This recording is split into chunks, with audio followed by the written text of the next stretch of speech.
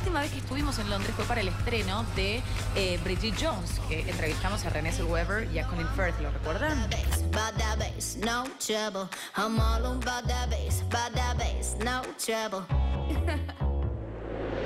Esta zona, esta ciudad y sobre todo esta puerta y este lugar puede que te resulten sumamente conocidos, porque acá se gestó, acá nació la historia de amor de Bridget Jones con Mark Darcy. Divino este lugar, por Dios, qué cosa hermosa.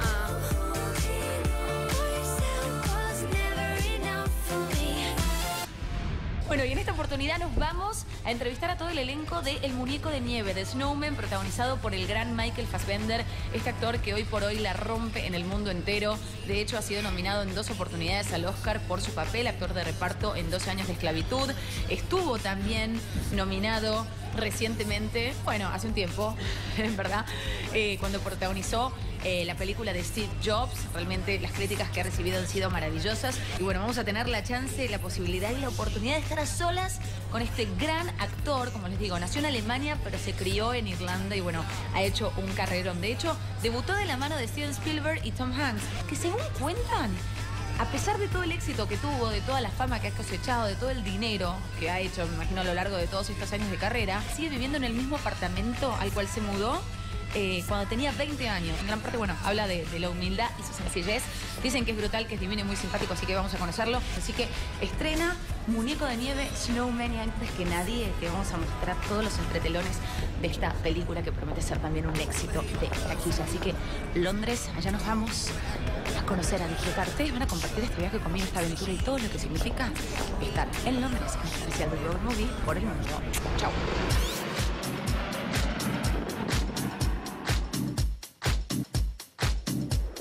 Buenos días, buenos días, buenos días. Hemos llegado a Londres, son las 8 de la mañana, aterrizamos 6:20, pero en control de aduana y migraciones realmente había mucha, pero mucha cola. Para nosotros que después en Argentina nos quejamos de esto, de lo otro, de la falta de organización, realmente 1 hora y media, casi espera. Quiero que sepan algo, envidio sanamente a la gente que viaja con carrión. O sea, 4 días y miren esto, traigo un muerto adentro.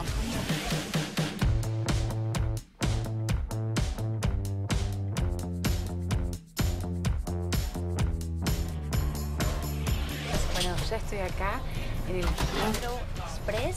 Es un tren que te lleva hasta el centro de Londres. Dicen que aproximadamente unos 15 minutos, por lo cual evitas todo lo que es el caos, el tránsito a esta hora de la mañana, hora pico. Ya son las 8:20 de la mañana acá en Londres, así que es mi primera vez en el Heathrow Express. Ahí uno puede dejar mover la moda, todas sus maletas, todo. Y bueno, aquí estamos cómodos. Entonces, bienvenidos al Heathrow Express. Bueno, lo he logrado, lo he hecho. Llegué aquí a la estación central de Londres. Estamos en Paddington, donde me dejó el tren, este Expressway, Heathrow Express.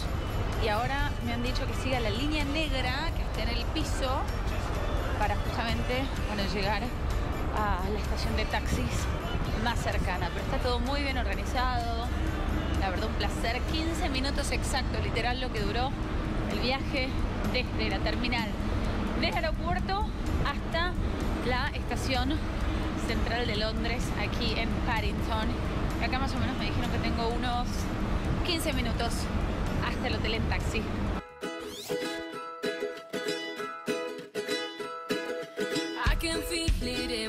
Bueno, aquí estoy. Primero voy a saludar a mi amiga linda de México. Hola, hola. Una de las periodistas más reconocidas, más queridas de todo México. Bueno, aquí estamos. Hemos acordado en encontrarnos aquí 11:30 en punto, Y nos vamos. Nos vamos. Está fresquito, Ayer había sol.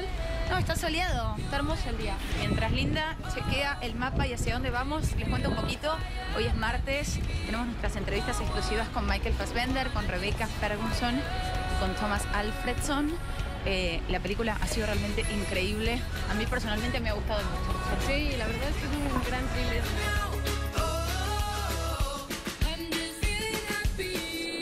Bueno, ya estamos acá, llegamos al hotel, al Yum George Hotel, donde se llevan a cabo las entrevistas con todo el elenco de la peli. Hablo bajito porque esto es un poco como la mística y la dinámica que se vive en este tipo de press junket. Hay bastante silencio, cada uno de los periodistas están concentrados, estudiando, preparando sus respectivas entrevistas.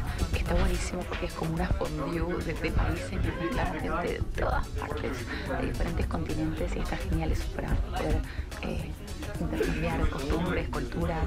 La voy a mostrar así como haciéndome como que no quiere la cosa, pero hay una de Polonia que muy bien, no me cae, como que me ha creído. Me está justo hablando tipo detrás. El resto son todos divinos, buena onda y amorosos. Los dejo, me voy a entrevistar a Thomas Alfredson, el director. En un rato volvemos. Chao.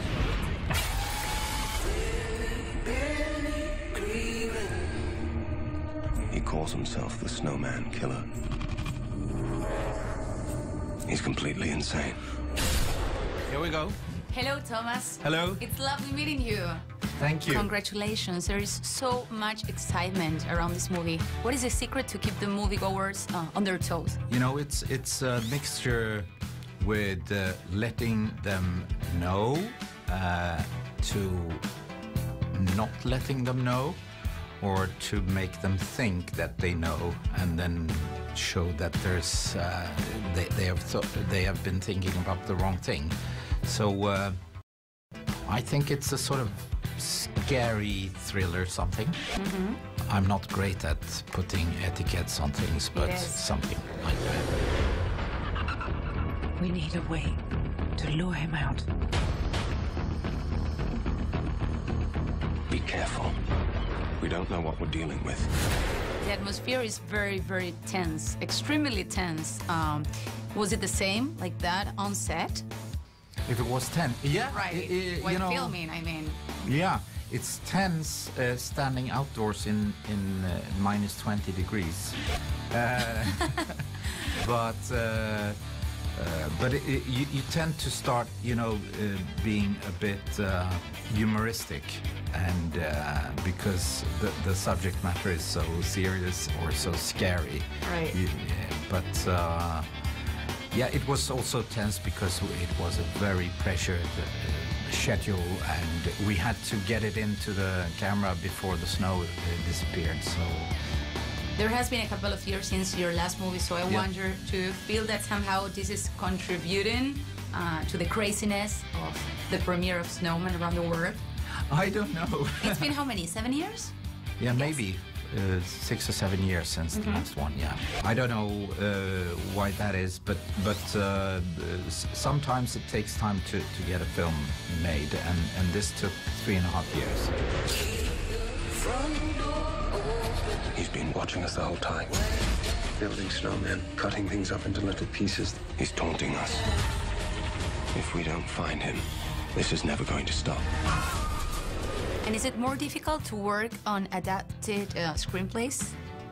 On adaptations? Is it harder? Do you allow yourself more permission, more freedom into the scripts? Well, you get a lot from adapting something from a novel, because you get like a world, and you get an atmosphere and a vibe from a book, and also, of course, you get an audience too that at least a bit know what they can expect about. So that's good, but it could also be your enemy, of course, if you're not successful in bringing the vibe from the book. You are considerably, maybe probably the best director, Swedish director. How do you feel about this? Well, there's many colleagues now from Sweden and Scandinavia out in the world working, and why that is, I don't know. Another missing moment. There's something we're not seeing. Anyone can see that he's trying to hide something. You can't force the pieces to fit. You could have saved them. No? Gave you all the clues. A lot of classics are being remade. Which one would you like to do? Ooh. If you could choose anyone. I would avoid that, because a remake is something quite interesting to use something that's already done and to do right what's been done wrong. But you did so many movies that actually became classics. Is there any secret sauce for that, to create those No. kinds of movies? Hard work. Hard work. Do you have any monster from your childhood, any favorite one that still haunts into your dreams? My old... Like it happened with Snowman. my old French teacher. Oh, what is his name? I won't tell you. We say hi. Yeah. From London. Okay. Lovely meeting you. Very nice Thank meeting you. Thank you.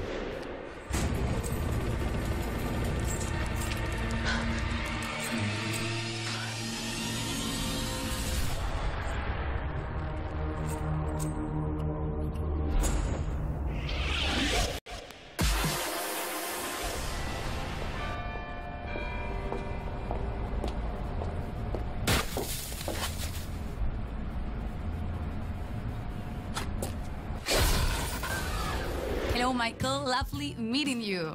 Good to meet you And too. congratulations, you did it again. Everyone loved the movie. Oh, fantastic. It's What good is to it hear. about it that makes it so special? I think people are fascinated by serial killers. And I think people like, obviously, there's a sort of real sort of revival of this sort of noir genre, especially the Scandi noir genre. Something about the landscape there, the way the light falls there, the fact that it's like long summer days and then long winter nights.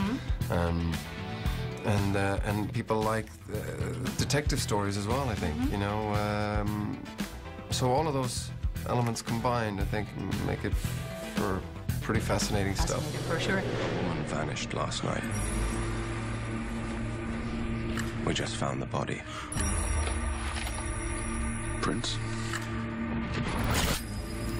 And the head is missing. In the movie, the killer left Snowman as a mark, you know, for the crime. What would you have left if you were the killer? Let's just say we're playing, pretending that you were the killer. I don't know. A toenail? I have no idea. You work in amazing movies with the best directors in the world. Have you ever imagined when you were a kid that you were going to make this spectacular career as you did? When I started Honestly. out, when I started out at 17, that's, you know, that was the dream, and that's the way I saw it in my head. I think in a certain way you have to visualize these things in order for them to sort of come to reality. And then I didn't work for many years, and so then the sort of, you know, visualization, you needed to be more specific. But I certainly thought, you know, I was good enough to be working. Do you like to see yourself in films? As much as I can. Yeah. No, it's always an odd experience, but you get used to it. You know, the more times you do it, then it's easier to sort of process, and it becomes just the first viewing is very much a technical one. I'm just looking Right. at sort of things that work, things that don't work.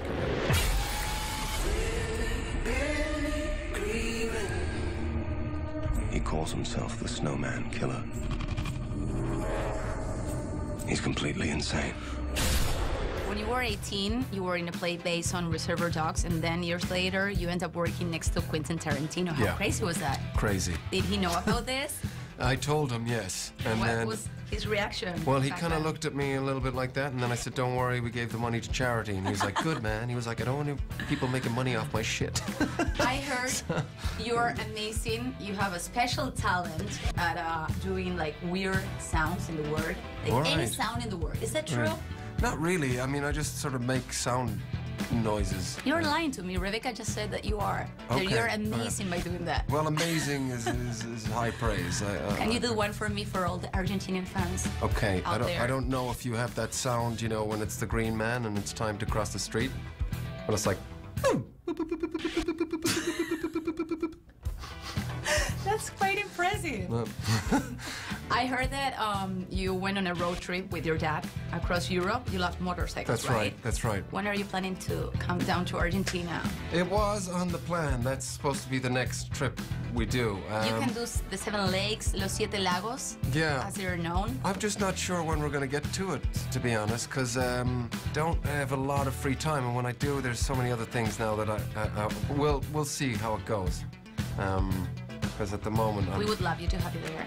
I'd love to go back. I'm definitely going to go back to You Argentina. told me off camera, actually, you were in Argentina. You remember Yes. the Iguazu Falls. Oh yeah, Iguazu Falls and in Buenos Aires. Anyone can see that he's trying to hide something. You can't force the pieces to fit. You could have saved them. No? Gave you all the clues. And when you are not working, fans wonder, what is it a day like in Michael Fassbender's life? I like to surf, and at the moment I'm also racing. I like to do those two things, so that's why I was going to say, getting to do the motorcycle trip, mightn't find the time for that because these are two of my big passions at the moment. What memories you have from Argentina, from Buenos Aires itself? From Buenos Aires, little memories. I know. The meat, maybe the wine. For sure, the meat, the wine, just the sort of the atmosphere there, the people. I just love South America as a whole, as a continent. I just love it there. Just the way the sort of people interact with one another. There's still that sort of We're very lack of- passionate. very passionate, lack of health and safety. I like that. Well, lovely meeting you, and congratulations, movie. It's fantastic. Thank you so Incredible. much. Thank you. Cheers. A woman vanished last night. We just found the body. Prince? And the head is missing. Rebecca, lovely meeting you. Movie is great, it's fantastic. How exciting was to be part of this project?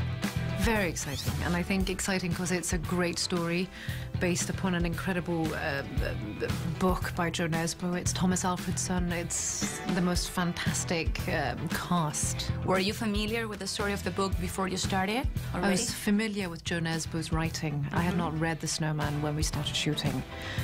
But yes, and I mean also Harry Hole was a character I knew about, and I think Michael portrayed him fantastically. I'm thinking that he's going after women that he disapproves of. And what was it about this character that made you say, okay, I want to do this so bad no matter what, when you got the script? Well, the character per se, but I think the script, Thomas, there was a bit of me thinking, I don't really care what character I have, I just need to be a part of this. And then I was offered Katrina Bratt, who is so versatile and quite young and naive, with such a sinister, dark story that gradually evolves with basically the story of the plot. It is an amazing character. The movie itself has a very tense atmosphere. Did you feel it while you were on set, while filming, while shooting the movie? Not at all. Really? I think... How can you do that? I mean, Well, I it's- was tense the whole time watching the movie. Yeah, well, you see the cut together version of it. But I mean, I think in one hand, because it's such a lovely crew, it was a phenomenal crew of people and quite small. And it was quite cold, so everyone kind of kept together, and we kept the energy going. But I think what was uncomfortable was maybe the realization that you are out in absolute nowhere. Right. And if you want to put your shoes on and go for a long walk, you might never return. Wow. So you just wouldn't put your shoes on and go for a long walk. The only thing we know for sure is that he's playing games with us. After playing a super spy in Mission Impossible, dealing with a killing alien form life in life, I guess that dealing with a serial killer, it's a piece of cake, right? It was a piece of cake. I knew the end before it started. Are you that adventure as in the movie? Because I still remember you in Mission Impossible doing those risky scenes next to Tom Cruise, jumping around. I mean, that was pretty scary. Are you that adventure in real life?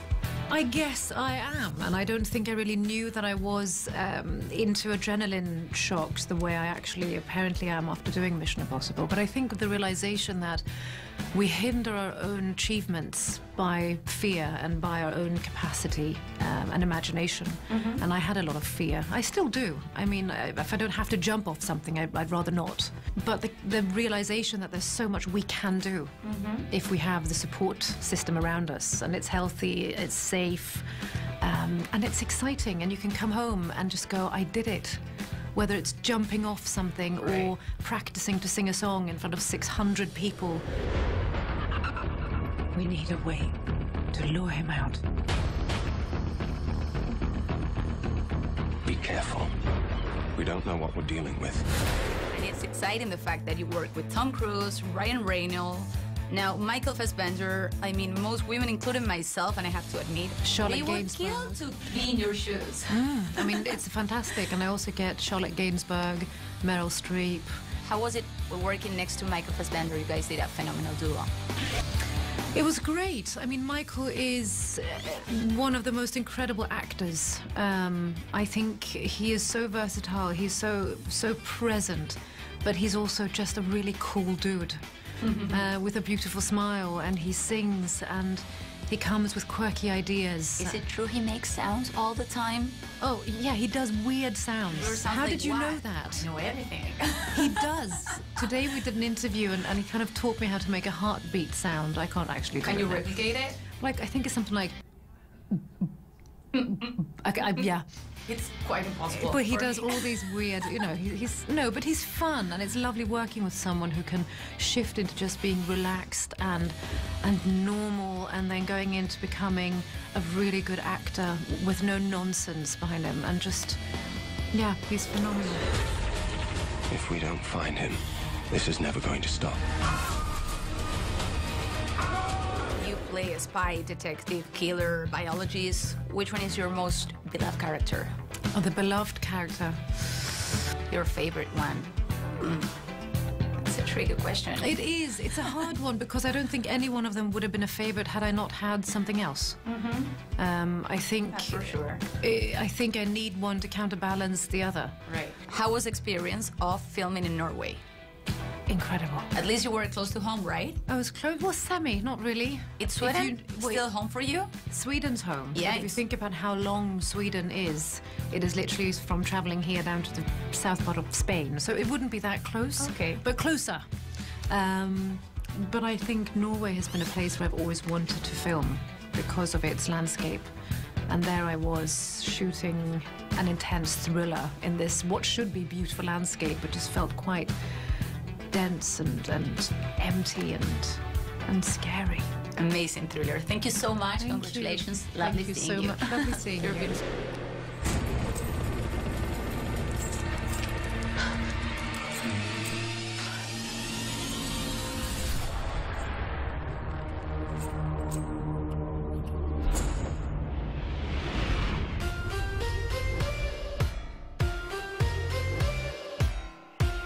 Bueno, acá estamos, ya finalizamos de trabajar, así que aproveché el día libre en Londres para recorrer y venir a lugares que quizás, a pesar de haber visitado alguna que otra vez esta hermosa ciudad, hace mucho, pero mucho no paseaba y no venía acá al Buckingham Palace, al Palacio de Buckingham. Vine acá a saludar a la reina Isabel, a Charles, a William, a Harry. Hay una gran cantidad de gente, obviamente es un lugar súper turístico, pero son las 12 menos 20 y todos los mediodías, a las 12 en punto, se hace el cambio de guardia, así que bueno, por eso la gran cantidad de turistas y de gente que quieren ver lo que significa el cambio de guardia, que es como toda una ceremonia en sí. Así que estamos acá, Road Movie en Londres, desde el Buckingham Palace.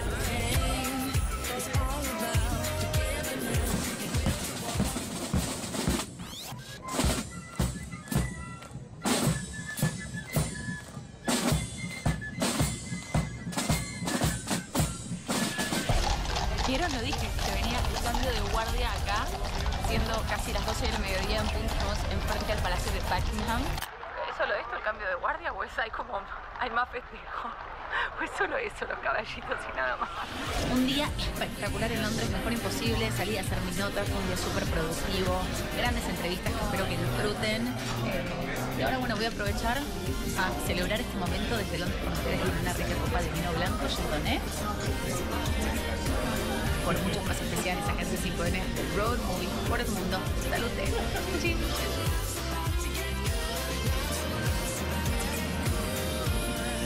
Life's about joy, life's about pain, life's about to get good.